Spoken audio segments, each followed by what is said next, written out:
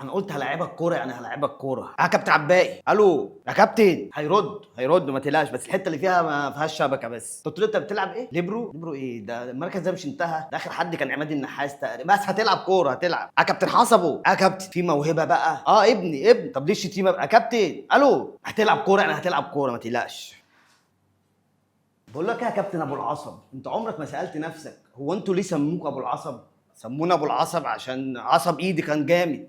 ايوه، يعني انت بقى ما فكرتش تخلي ابنك اي لعبه زيك كده يتفوق فيها في ايده؟ تفتكر يلعب ريست ماشي الحال، بس المهم يلعب لعبه يقدر يتفوق فيها.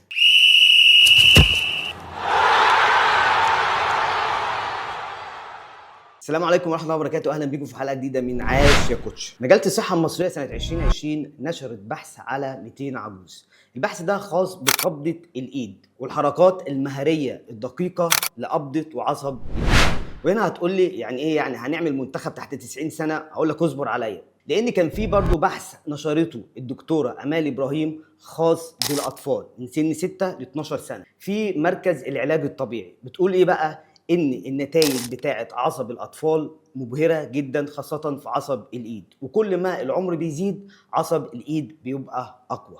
فانت بقى وانت قاعد ماسك خريطه الالعاب الشهيده، وانا ما اعرفش مين اللي اطلق عليها الشهاده، هي زيها كده زي ايه؟ اي مظلوميه وخلاص، دوري المظاليم، دوري الحرافيش. بتختار لابنك لعبه، طبعا بعد ما شل نص مدربين مصر كره القدم وانت مصر لسه تلعبوا كره قدم. فالباحثين دول بيقولوا لك حاجه مهمه جدا، ان انت ممكن تختار لابنك العاب خاصه بقوه الايد وعصب الايد. وده اللي يقول لك ان عدد كبير من المصريين متفوقين في الحرف اليدويه والالعاب الخاصه بالايد، ما اسكواش، يد، طايره، اي حاجه متخصصه بالعصب بتاع الايد. وهنا لازم نهتم بحاجه مهمه جدا، وهي الجين الرياضي. مش هتقول لي ان انا هاخد ابني يعني مثلا اعمل له تحليل عشان اشوفه هيلعب انهي رياضه. انا بقول لك ان معظم الناس متفوقه في العاب ديت من ايام قدماء المصريين. يعني المصريين بنوا الاهرامات وبنوا المعابد والحاجات ديت بقوه ايديهم، ما فيش بقى فضائيين نزلوا عملوا الحركات اللي هم بيقولوا عليها ديت يعني. فعشان كده بقول لك حاول على قد ما تقدر تركز مع ابنك في رياضه خاصه بعصب ايده، فهتلاقيه متفوق، ودي بدايه ان هو يطلع على منصات التتويج.